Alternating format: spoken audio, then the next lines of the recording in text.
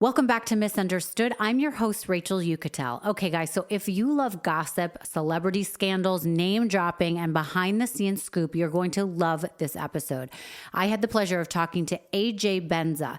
If you don't know his name, get to know it. He's a pioneer in the world of gossip. He knows everything about everyone, and he held nothing back with me on this interview. He blasts the doors wide open on the world he's been a part of for decades as a journalist and TV host.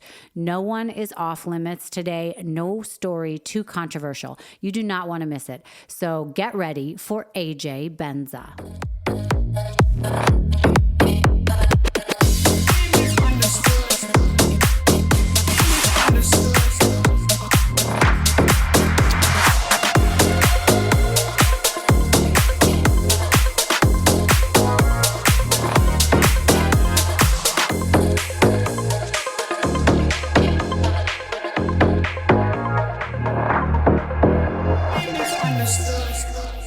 All right, so we're going to get right into this, okay? Okay, cool. I'm so happy to be meeting you in person, sort of, because after all this time, I feel like our paths should have crossed before now. I know that my name has come up in the press. I'm somebody I'm sure you've had to cover at some point or gossip about or write about. And, you know, I've obviously heard of you because you've kind of become infamous in the job you had. So it's my honor to meet you finally. So thank you for doing Misunderstood. Of course, no problem. I'm misunderstood too.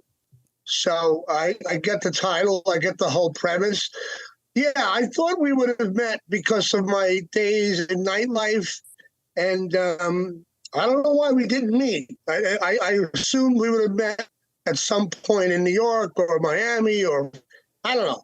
Yeah. But thank God we have similar friends who hooked us up. That's right. We have a number of different friends that have said to me for a long time, "Oh, I can't believe you don't know AJ." So I'm happy we're here now.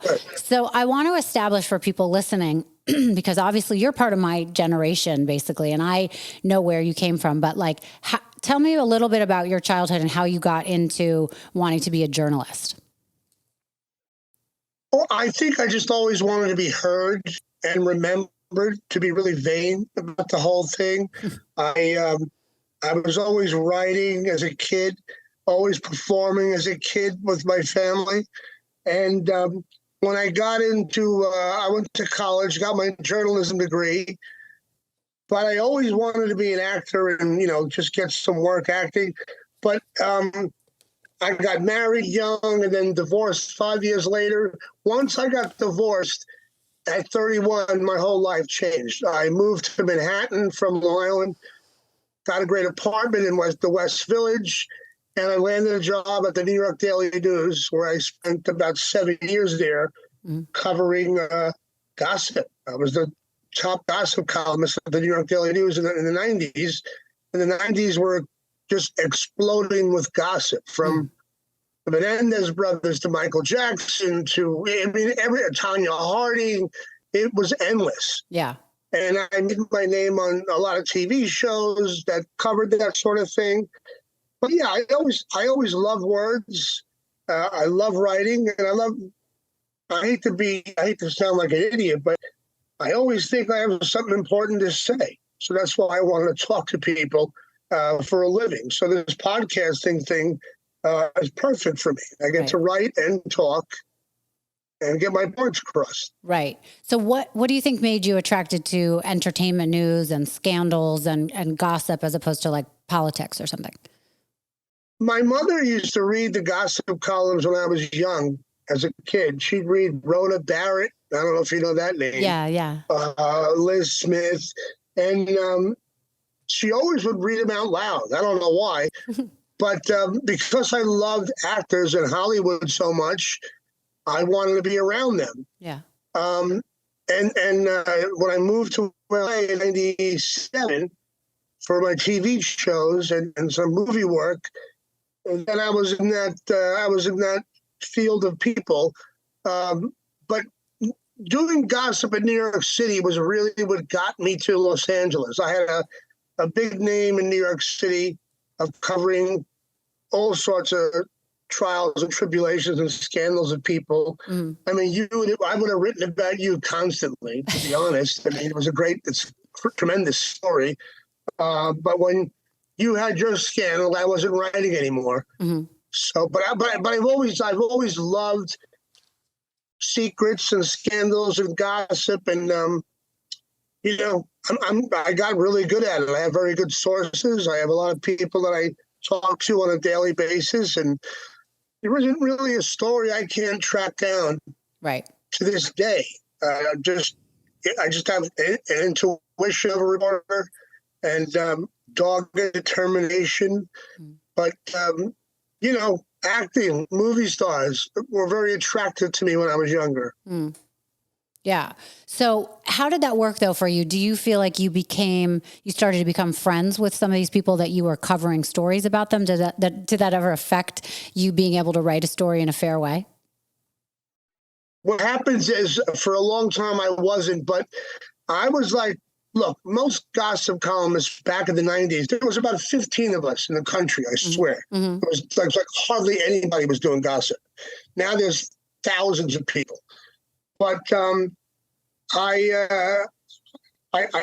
wasn't friendly with them, but I began to stay out with them till 4 a.m., 5 a.m. Mm-hmm. And at those hours, you tend to hear things, and people have loose lips. And a lot of things I heard from friends I made that are in business I would never talk about. And that gave them a lot of confidence in the fact that AJ won't tell that story. He's cool. Don't worry about him.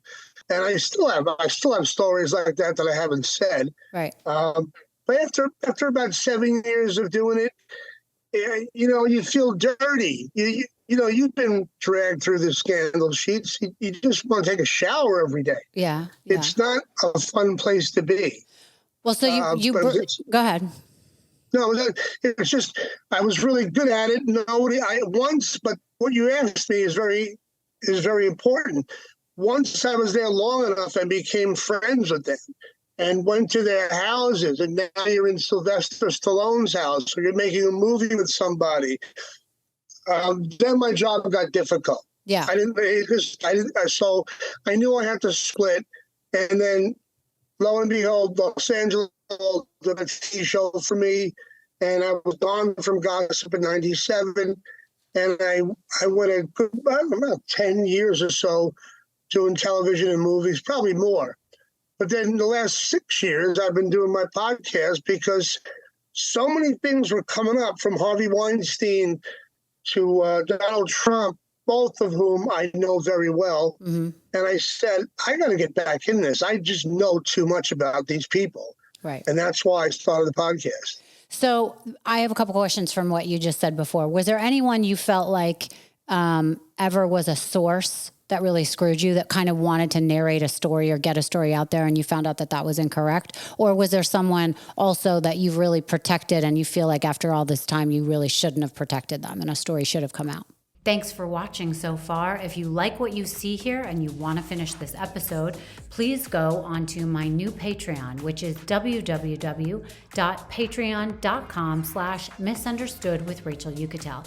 You will find exclusive content from me to you that we haven't played anywhere else, and you won't be finding it everywhere else. So please give it a try. Sign up for Patreon at www.patreon.com/misunderstoodwithrachelYucatel. That's spelled MISS understood with Rachel Yucatel.